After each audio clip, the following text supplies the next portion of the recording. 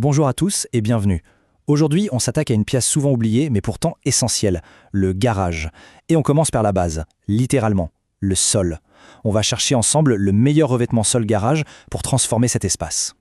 Alors voilà le programme. On va passer en revue les options les plus courantes pour vous aider à y voir plus clair. C'est parti pour notre comparatif des meilleurs revêtements sol-garage. Ah, et petit détail important, tous les liens pour les produits qu'on va voir sont juste en dessous dans la description. Bon, première étape, et c'est la plus importante. Avant même de penser au produit, il faut se poser une question simple. À quoi va servir ce garage? C'est la base de tout. Parce que, soyons honnêtes, un garage aujourd'hui, c'est bien plus qu'un simple parking. Ça peut être un atelier de bricolage, une salle de sport perso, une salle de jeu, bref, une véritable pièce à vivre. Et pour ça, le sol, c'est la fondation. C'est ce qui donne le ton. Et c'est là qu'on arrive au point crucial. Tenez-vous bien, parce que voici l'erreur que 90% des gens font quand ils choisissent un revêtement sol pour leur garage. Ils choisissent uniquement sur l'esthétique, sur la photo finale, sans penser une seconde à la préparation nécessaire ou à l'usage réel qu'ils en auront. C'est le piège classique. Allez, on rentre dans le vif du sujet avec notre premier candidat, la fameuse résine époxy. Et vous allez voir, c'est l'exemple parfait de ce dont on vient de parler, l'importance de la préparation.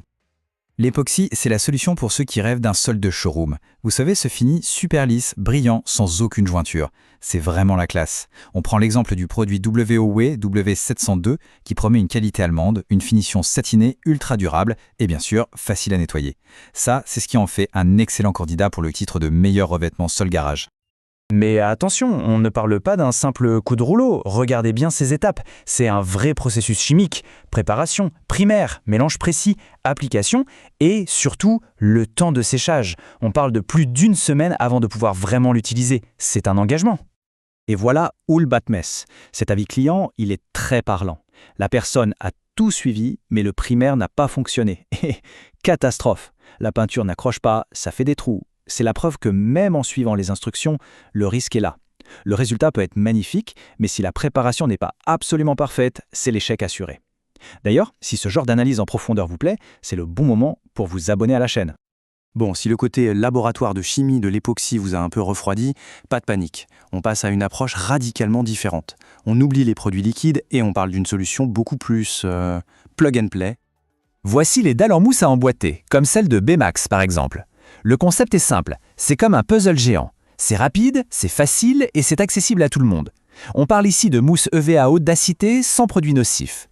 Et là, la comparaison est sans appel. D'un côté, un projet qui s'étale sur plus d'une semaine avec l'époxy, de l'autre, une après-midi voire une heure pour les plus rapides. La différence en termes d'effort est juste énorme. Et les gens adorent apparemment. Regardez ces chiffres. Sur des milliers d'avis, la satisfaction est vraiment très haute. C'est l'idéal pour transformer son garage en salle de sport ou en aire de jeu. C'est confortable, ça isole du froid et ça amortit les chocs.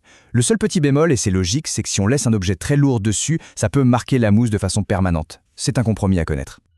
Ok, troisième et dernière option. Cette fois, on met un peu l'esthétique de côté et on se concentre sur le côté brut de décoffrage, le costaud, le fonctionnel. On parle du caoutchouc. Là, on est sur la solution quasi-industrielle. Le tapis en caoutchouc, comme celui de la marque IM, c'est fait pour durer. C'est lourd, donc ça ne bouge pas, ça ne gondole pas, c'est épais, antidérapant et ultra résistant à tout ce qu'on peut lui faire subir. Pour un atelier où on bricole sérieusement, c'est peut-être ça, le meilleur revêtement sol garage. Ce qui ressort des avis, c'est sa solidité à toute épreuve. C'est facile à poser, on déroule, on coupe et c'est fini. Le gros point négatif par contre, c'est l'odeur. Ça sent fort le caoutchouc neuf pendant quelques jours, il faut bien aérer. C'est vraiment le choix de la fonction avant la forme. Et je le redis une deuxième fois, si ça vous intéresse, tous les liens sont dans la description. Bon, on a vu trois philosophies très différentes. L'époxy pour le look, les dalles pour la simplicité, le caoutchouc pour la robustesse. Alors comment choisir? Le mieux, c'est de les mettre côte à côte. Alors comment est-ce qu'ils se comparent vraiment? Regardons ça de plus près. Ce tableau, il résume tout parfaitement. D'un côté, on a la difficulté d'installation, très élevée pour l'époxy, quasi nulle pour les dalles. De l'autre, la durabilité.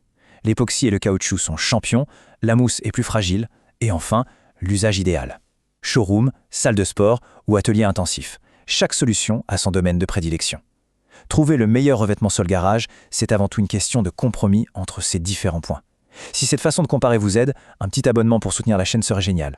Finalement, le point essentiel à retenir, c'est celui-ci. Il ne faut pas se demander quel est le meilleur revêtement sol-garage dans l'absolu, mais plutôt quel est le meilleur revêtement sol-garage pour mon usage. C'est ça la vraie question. Un atelier n'a pas les mêmes besoins qu'une salle de jeu. On espère que cette présentation vous aura bien aidé à y voir plus clair. Et si c'est le cas, n'oubliez pas de vous abonner pour ne pas rater les prochaines analyses.